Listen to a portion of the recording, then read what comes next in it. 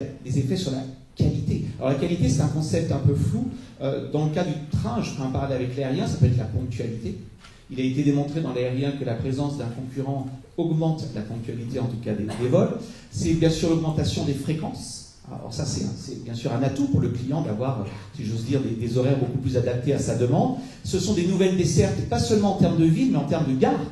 Dans une grande ville, il peut y avoir plusieurs gares et avoir, typiquement, si je prends un parallèle avec l'aérien, Orly, c'est pas Roissy. Il y a des personnes qui préfèrent aller à Orly, il y a des personnes qui préfèrent aller à Roissy. Donc tout cela participe de la qualité. C'est bien sûr la qualité au sens où on l'entend au premier chef, la qualité de service à bord, Wi-Fi, etc.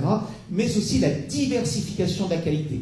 C'est-à-dire que finalement, chaque client va trouver chaussure à son pied. Et ça passe par des classes tarifaires, avec des billets à options plus ou moins larges. Donc vous voyez, la concurrence, je crois qu'il ne faut surtout pas la réduire à un aspect tarifaire, pouvoir d'achat qui est toujours un petit peu anxiogène, parce qu'on dit finalement la concurrence, c'est que pour le consommateur. C'est beaucoup plus subtil que ça. Et je crois qu'en fait, le grand enseignement à retirer des expériences passées, et M. Romand vient de le dire à l'instant, ça va être sans doute peut-être l'élargissement de la taille du marché au profit de nouveaux opérateurs, mais peut-être aussi au profit de l'opérateur historique. Merci.